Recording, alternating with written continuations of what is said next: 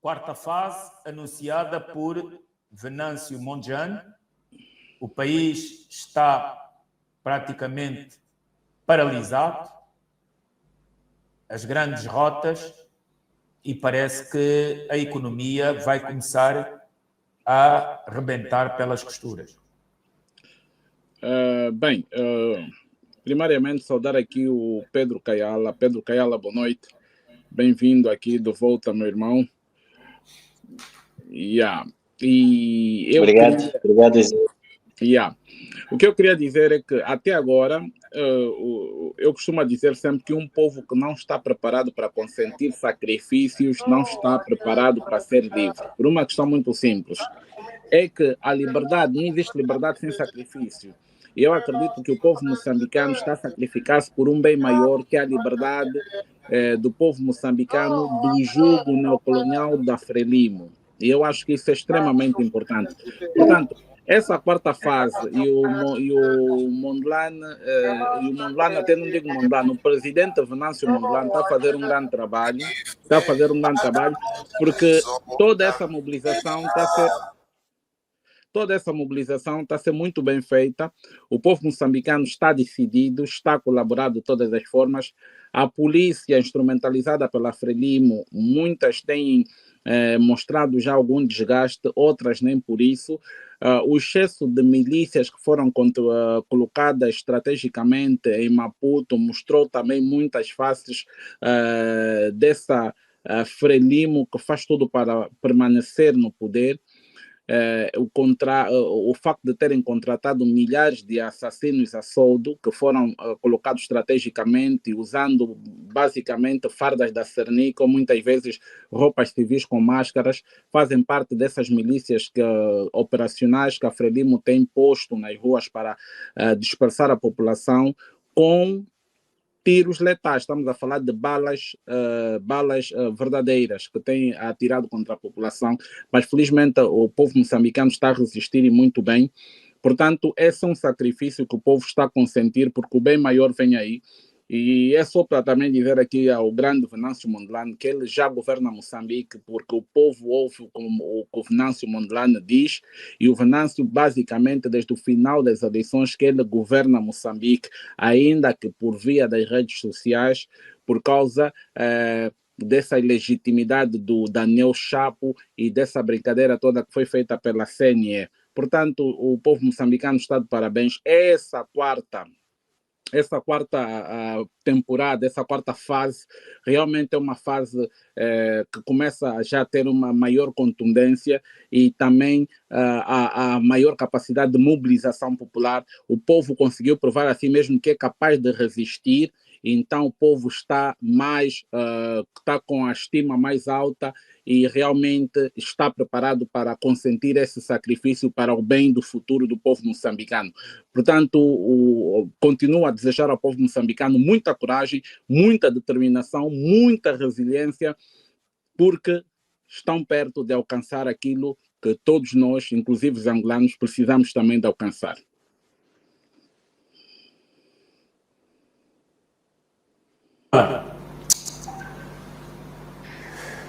Sim.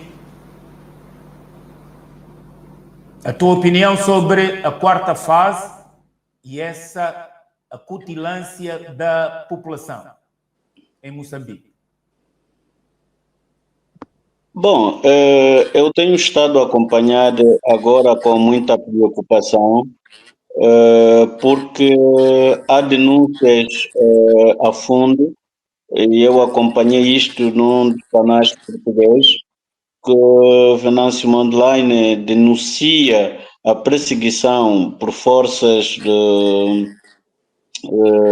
da segurança angolana, o que já demonstra uma interferência no Estado moçambicano, ou seja, que já demonstra uma interferência do Estado angolano nos assuntos do Estado moçambicano. Isso deixa bastante preocupante. Mas, quanto à questão da quarta fase, eu acredito que Venâncio Mondlane deve estudar melhor o terreno, conhece as anuências da Frelimo, e por isso é que não foram transparentes por conta disto, porque o povo agora ficou cansado das políticas internas que levava a cabo, e justamente essa quarta fase é para definir, se calhar, a retoma do poder imediatamente.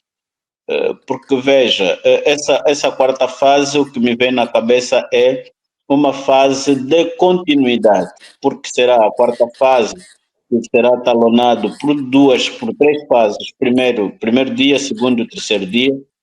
Haverá uma ressurreição ali ao meio, para poderem, se calhar, dar espaço ao tratamento aos doentes, dar espaço aos funerais, porque o país, nessa altura, está a morrer muita gente que já padeciam de muitas doenças, e com as mortes provocadas pela Polícia Nacional, e então tem estado a ter muitas mortes nesse período. E depois vem a segunda fase da quarta fase, que não sabemos se vai fazer 3 ou 4 ou 5 dias. E depois vem o terceiro dia da quarta fase. Portanto, é a tomada do poder que se espera nessa quarta fase, é a tomada, é a possível decisão final da população moçambicana, e se eles criarem nessa fase, que é a fase crucial, terá então um retorno muito negativo por parte, primeiro, do Mondlane, e segundo, por parte das populações que o apoiam. Mas como tem se dito que o Estado é a população, acreditamos nós que a Frelimo, por mais que venha aqui com muita gordura, com muitos bálsamos, já deixou muito experimento neste período ao povo moçambicano, e nunca jamais será aceita para governar Moçambique. Ou seja, a Frelimo está numa rota que nunca será lembrado. Ou seja, será lembrado pela negatividade por povo moçambicano, salvo aqueles que sempre apegaram-se a ele e vão contar a história de forma diferenciada.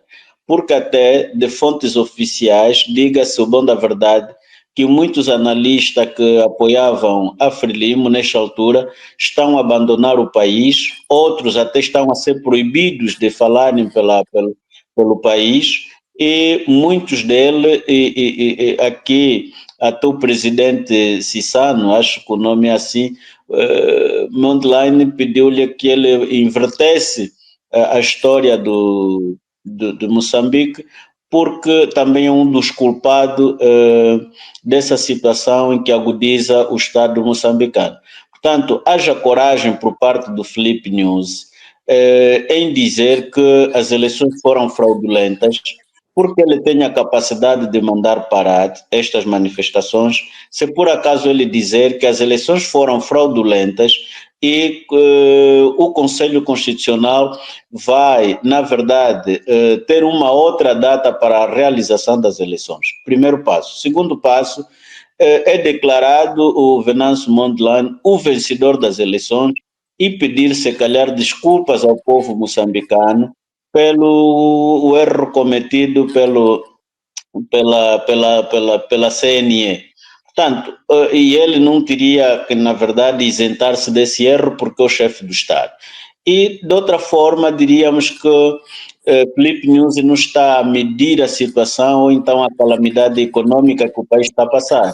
Porque, nessa altura, a inflação em Moçambique está muito difícil, ou está muito alta, e que a procura agora é maior e a oferta é minimizada, porque não se tem recursos suficientes para poder atingir, ou seja, para poderem atingir aquele que são o marco econômico que Moçambique sempre tensionou ter anualmente. Portanto, e aos estrangeiros que estão em Moçambique, eu acho que deveriam ter retirado já, minha opinião pessoal, deveriam ter retirado-se já de Moçambique, porque a situação em Moçambique vai agudizar ainda mais nesta quarta fase, que já não haverá paralisação sem que o bastião da Frelimo tombasse, ou sem tomar o bastião da Frelimo. Até porque, salvo aqui a fala, a Frelimo parece que já não tem nenhum bastião a nível de Moçambique.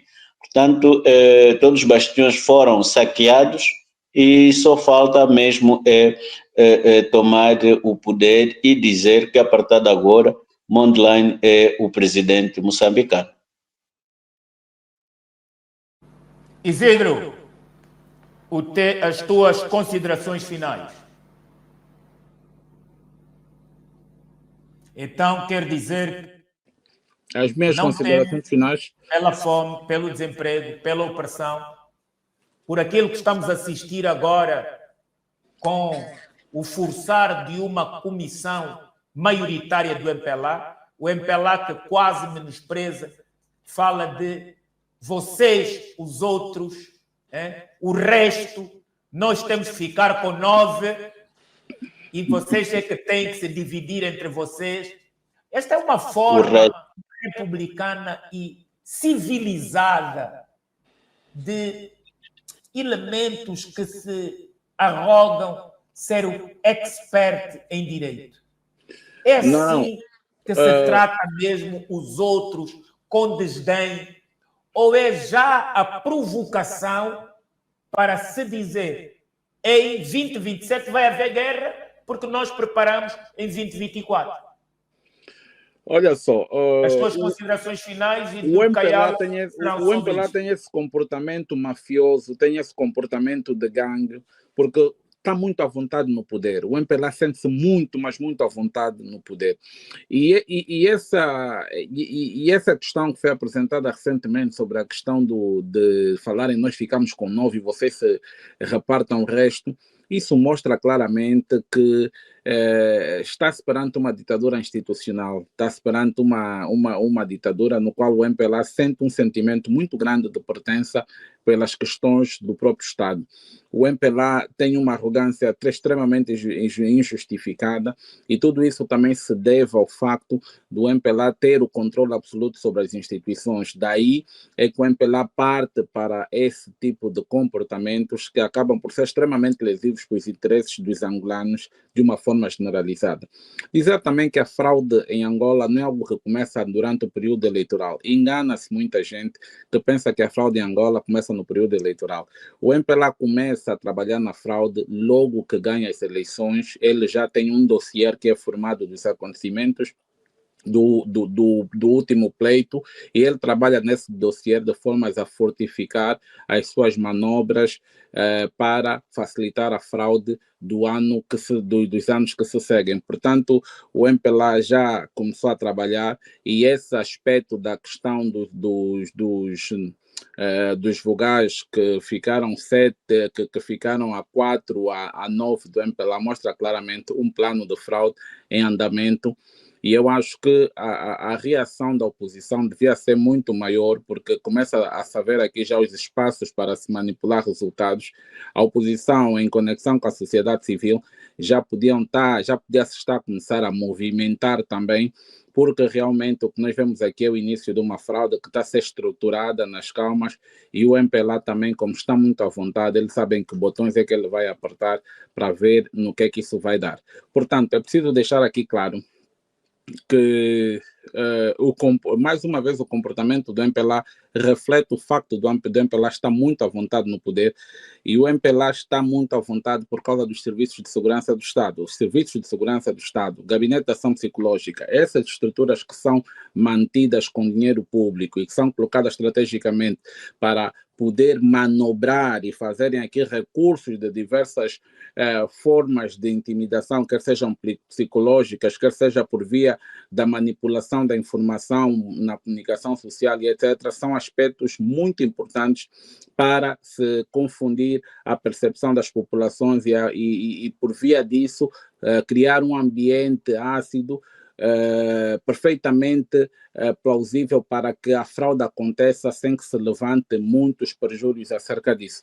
Portanto, nós temos que olhar com muita atenção que o maior aliado do MPLA nesse momento são os serviços de segurança do Estado, quer seja para a eliminação de indivíduos politicamente expostos, quer seja para a eliminação de indivíduos ligados à oposição, quer seja para a cooptação e corrupção de ativistas, quer seja para o controle da realidade social por via da instrumentalização das redes sociais. São vários dos campos onde os serviços de segurança têm estendido a sua influência e têm atuado de forma decisiva a garantir os resultados que favorecem o regime do MPLA. Portanto, é preciso começar a se olhar com mais atenção às manobras dos serviços de informação e segurança do Estado, que esses sim representam nesse momento a ferramenta mais valiosa do MPLA para a questão de manipulação da realidade social e também manipulação dos espaços políticos por via daquilo que eu já referenciei aqui, que é a chantagem, que é a intimidação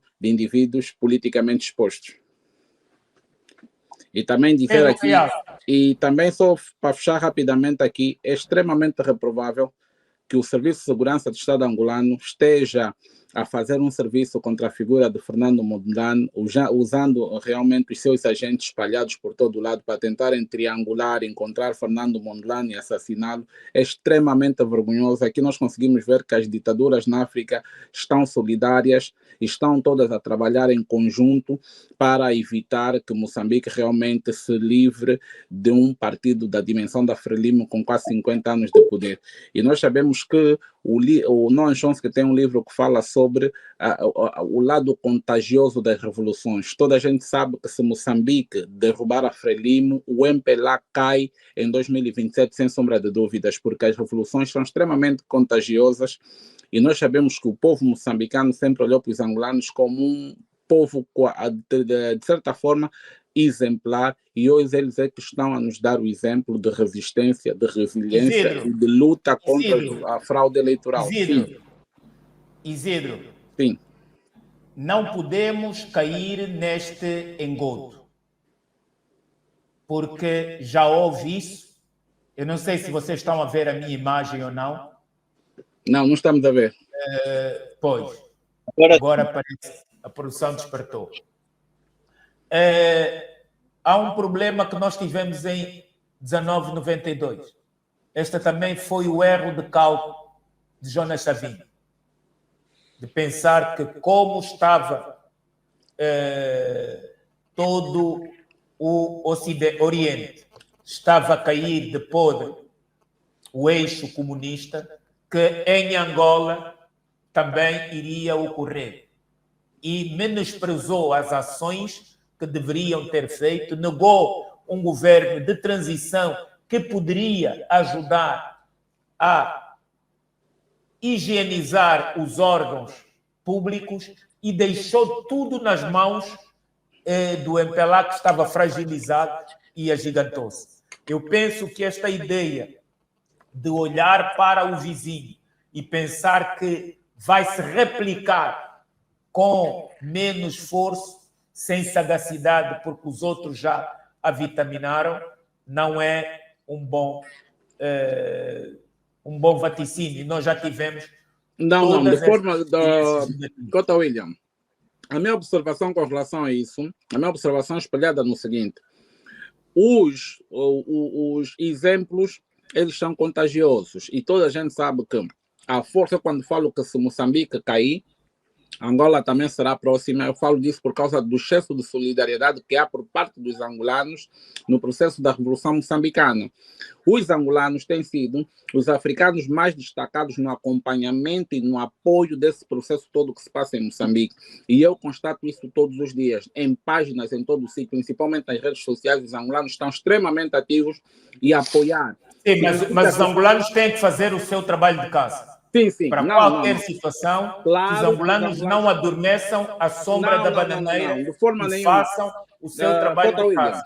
O adormecimento. Aliás, é vê que a resiliência... Cota William, desculpa só rapidamente. O adormecimento aqui não é chamado. O que é chamado é que o povo angolano está... A juventude está a prestar atenção nos acontecimentos de Moçambique para poder fazer o seu trabalho de casa.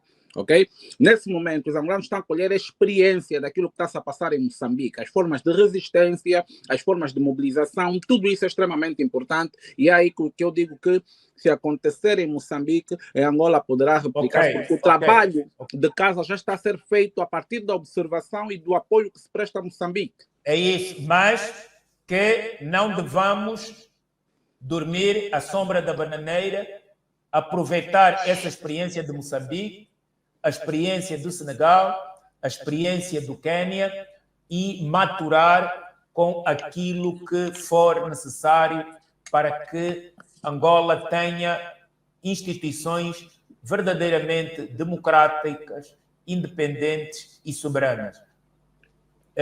Foi uma boa chamada de atenção. É verdade que nós temos estado a emprestar a nossa solidariedade, como diz o Isidro, até porque, Isidro, somos as duas ex-colónias que não mudamos de partido único. Quer dizer, nós saímos de partido único para únicos partidos. Não é? Hoje não temos partido único, mas temos únicos partidos, quer em Angola, quer em Moçambique. Pedro Caial. Bom, Dr. William, esta Angola de camelos, Angola de pintinhos agora, do Dr. Massano, Angola de elefantes, todos eles emprestados, não se sabe onde é que vai parar, porque só pelo facto de termos os líderes governamentais deste país relançado em projetos de grande financiamento, como o projeto dos camelos que acabavam por terrar nas terras de Cunene, e agora temos tão relançado o projeto dos pintinhos vindo do Brasil e lançado para Angola, estimar a empregabilidade.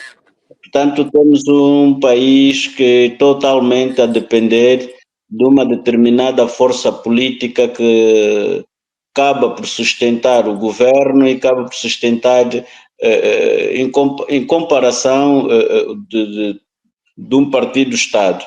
Portanto, com este comportamento desses dirigentes, me parece ser que vai ser uma luta muito difícil para Angola em 2027. A população angolana pode estar até, a exemplo concreto que o Isidro acaba de dizer, a ganhar experiência com Moçambique, mas podemos aqui ter duas notas muito fundamentais. Primeiro, que a polícia moçambicana é muito mais ordeira, apesar embora está aí a matar pessoas, está a torturar pessoas, muito mais ordeira que a polícia angolana. E a polícia angolana tem os seus escalões, que não sei se em Moçambique também esses escalões existem, que aqui até chamam de fuzileiros, quando aparece é mesmo só para fuzilar. Portanto, eu não estou para ameaçar aqui o povo angolano, a determinação do povo é muito mais maior, mas que todo o cuidado deve ser pouco para evitarmos um banho de sangue muito menor. Claro que não se evita o banho de sangue, mas numa escala menor, melhor para conservarmos a vida humana. Uma outra questão que é não de menos importância é o facto de que o MPLA sabe e está consciente disto, de que sair à oposição nunca mais voltará ao poder, porque o MPLA desde então nunca foi um partido para a oposição, é vocacionado para o poder, e deixando o poder, automaticamente o MPLA desaparece, porque a parte dos seus militantes não estão ali a servir no sentido patriótico, estão a servir apenas no sentido monetário, no sentido das benesses, de funções, em função daquilo que é a militância. Por isso é que inverteu-se o quadro cá em Angola, na possibilidade de que a competência é invertida pelo tempo de militância. No entanto, é necessário estudarmos para não estarmos aqui a dizer que a mesma via que os outros estão a usar é a mesma que vamos usar, porque os maquiavélicos daqui já estão agora a perceber e a estudar também como vão poder desmantelar se o povo quiser imitar o mesmo cenário de Moçambique, porque a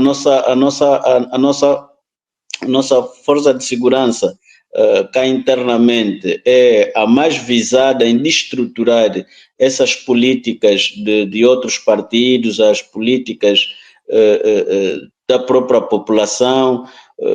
Então, precisamos, na verdade, ter um pouco mais de consenso, um pouco mais de maturidade sobre essas situações. Primeiro é que os próprios partidos políticos na oposição devem primeiro organizar-se e unificar isso. E não deve haver traições entre eles, isso também não acredito que é uma coisa que não vai escapar, para poderem unir a própria população e ter um líder apenas. E veremos que em 2026, 25, 26, vai começar as trepidações de fugidas de militantes de um determinado partido para o outro, dando asa para que os outros tiram dividendos disso. Portanto, é necessário que os partidos políticos são chamados aqui a estarem unidos e coesos para fortalecerem, na verdade, a população, porque senão a população não saberá a quem vai defender o seu voto. Se a UNITA dizer que venceu, o Prajá vai dizer que também venceu. O Bloco Democrático vai dizer que venceu, a FNLA vai dizer que venceu. Então, de que lado a população estaria? Portanto, vamos acabar por fortalecer o MPLA e dar-lhe mais uns 5 anos de governação. Portanto, é basicamente isto que eu tinha aqui que dizer, Dr. William, e recordar que Angola hoje é Angola de camelos, Angola de pintinhos, Angola de elefantes, todos eles provenientes de fora, e tudo que temos aqui não serve absolutamente nada. Ok. Muito obrigado a todas e a todos. Por limite, e nós excedemos do tempo, vamos despedir-nos, esperando que amanhã não tenhamos já refeito tantos problemas para todos entrarmos atempadamente e começarmos a nossa edição. A todas e a todos que nos acompanharam, boa noite. Não podemos dizer continuação de independência, porque aquilo tudo que disse o Isidro e o Kayala aplica-se como uma luva. É preciso esperar novos ventos, é preciso que Angola mude, é preciso que Angola abandone o colonialismo a que está, a arrogância, e amanhã vamos discutir um bocado sobre os números que se insistem, que são números e são elementos que estão a provocar a guerra. O país de pintainhos, de facto, é uma vergonha que um ministro da Economia deia privilegiadamente ações ao Brasil e não aprenda com o Brasil. O Brasil tornou-se uma potência na exportação de frango por investimento público, porque o próprio país apostou, a banca brasileira apostou. Estes senhores, eu não percebo, entre eles mesmos gladiam-se e estragam o negócio dos próprios angolanos. Bom, há dois grandes monopolistas e o presidente disse que o aviário do presidente João Lourenço, no tempo de José Eduardo dos Santos, era ele que tinha o monopólio de fornecimento de ovos ao palácio. Sim. Ora, tem empresas angolanas. Então, Massano é vulgarizado pelo estrangeiro. Foram discutir com o ministro de Estado 4 milhões de dólares que são qualificáveis. Esses 4 milhões são qualificáveis porque vêm em espécie. Que quem qualifica é o homem que traz. Isto é um absurdo. Exatamente. Os senhores não têm noção de país. Não têm noção de país. Isto é a irracionalidade governativa. Não é possível, senhor ministro, com todo o respeito, não é assim. Isto é um abuso. Por que é que o senhor não potencia os grandes produtores angolanos? Deixem-se lá de coisinhas de garotos, porque são mesmo vocês que estão lá, mas pelo menos deem-se a angolanos. O que é que custa a dar a empresa da filha do Nandô e a empresa do próprio presidente? Prontos. Agora, vocês combatem-se entre vocês mesmos e estão a prejudicar terceiros de boa fé. Veja, o estrangeiro vem fazer alarde. 60 pessoas, 60 angolanos, que vai dar emprego para um investimento de 4 milhões. E as mudas vêm do Brasil. Quando é que nós vamos potenciar a capacidade do nosso frango para exportarmos um frango genuinamente angolano, onde participem todos os homens da engenharia agropecuária, os ervanários, os homens da nação. Sem falar da falência dos camelos. Não, quer dizer, é isto. Quando vê quem deve entrar para falar de 2 milhões, 4 milhões, somos nós, aqui angolanos. E mesmo assim fomos buscar esses 4 milhões à banca. Um estrangeiro atravessa o oceano, não é investidor, pode ser especulador, mas é a governação complexada que temos. E por isso Makuta Nkondo diz que estes tipos nem parecem que são de cá, parecem mesmo a continuação da colonização portuguesa. Apenas mudou de cor. Antes, uma colonização branca, europeia, portuguesa.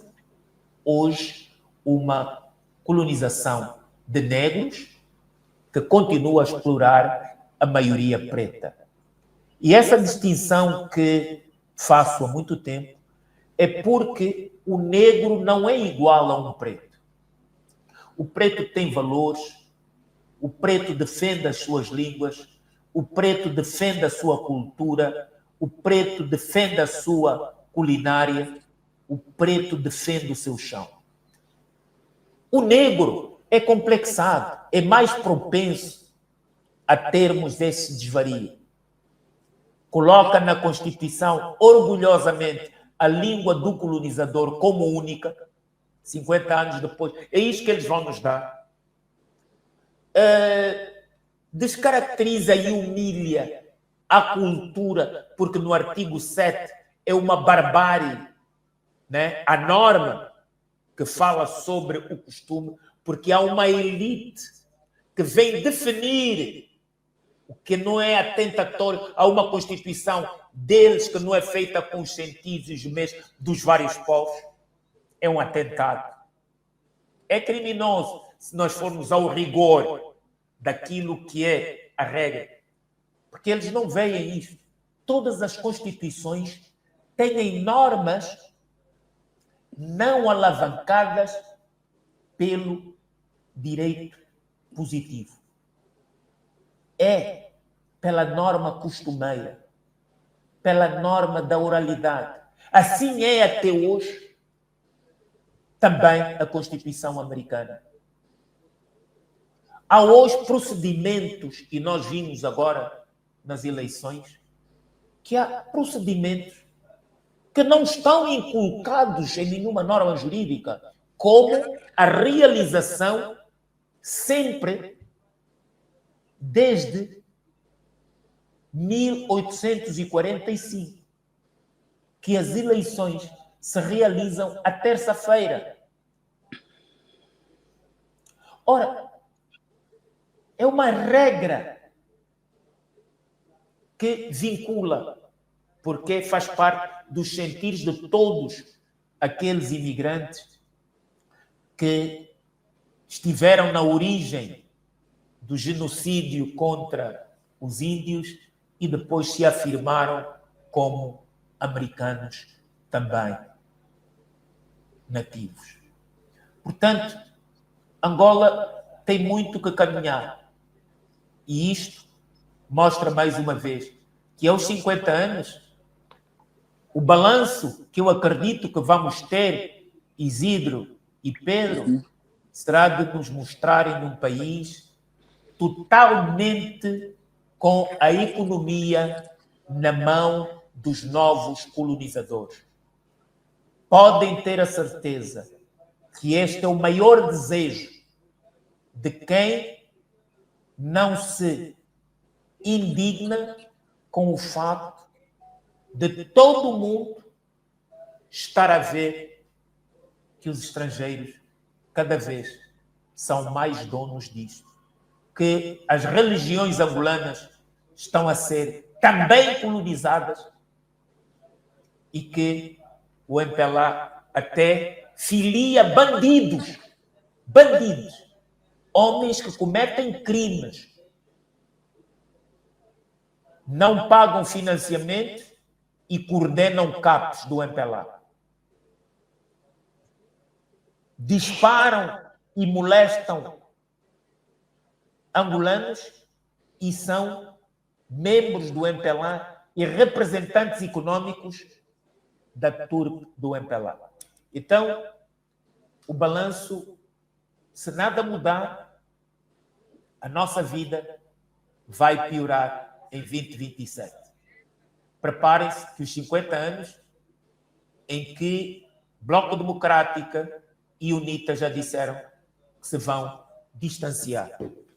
Se a atual direção da FENELA ainda tiver um pouco de higiene intelectual, por aquilo que foi a humilhação ao seu líder fundador, deveria pensar menos nas mordomias e também tomar uma posição em homenagem a Álvaro Holden Roberto. É o mínimo que se espera. Dos outros, nada mais há que esperar, porque estão alinhados por moto próprio. Boa noite. Até amanhã, porque amanhã é outro dia que se quer diferente. Por Moçambique! Viva! Por Moçambique! Viva! Pelo Venâncio! Viva! Pelo Venâncio! Viva! Junto podemos! Podemos! Junto podemos! Junto podemos! Junto podemos! Junto podemos! Povo no poder! Povo no poder! Povo no poder! Povo no poder! Nós não vamos resistir! Nós não vamos resistir! Nós não vamos resistir! Nós não vamos resistir! Nós não vamos resistir! Nós não vamos resistir!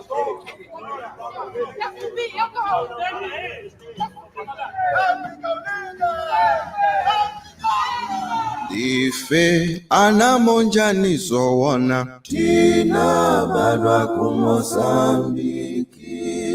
Ndife anamonjani zowona tina balwa ku Mozambiki. Sambiki yawe Sambiki yawe zowona tina balwa ku Mozambiki.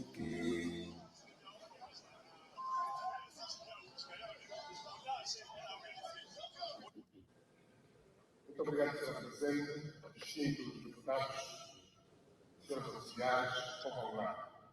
Sr. Presidente, o ponto 5 da nossa agenda é a discussão do projeto de resolução da composição da Comissão Nacional Eleitoral. Nós, Grupo Parlamentar Unida, vimos sugerir que a proposta de composição consta desta seja ratificada nos termos da lei. A Lei Orgânica sobre as Eleições Gerais determinam o método de voto para efeitos de atribuição de mandatos. Pode ser aplicado, no caso, a Assembleia Nacional fazer a distribuição dos membros da Comissão Nacional Eleitoral. A lei orgânica sobre a organização e funcionamento da Assembleia também determina, nos termos atuais, a composição que deve ser considerada seria a seguinte: 8 membros indicados pelo MPLA, 5 indicados pela UNITA, 1 pelo PRS, 1 pela FNLA e 1 pelo PH. Recordar que o Grupo Parlamentar da UNITA, há 2 anos, fez a primeira proposta, fez a segunda proposta, sempre considerando esta composição. O Grupo Parlamentar do MPLA quer impor a esta Casa uma composição que não está conforme a lei. Por isso, em verdade, em defesa da verdade, sobretudo da justiça e da transparência, nós sugerimos, sem ratificar essa composição, é importante respeitar o voto expresso pelos angolanos. Os angolanos atribuíram uma maioria ao MPLA, mas não lhe dá o direito de ter 9 comissários indicados pelo MPLA. A UNITA, isso nos termos da lei.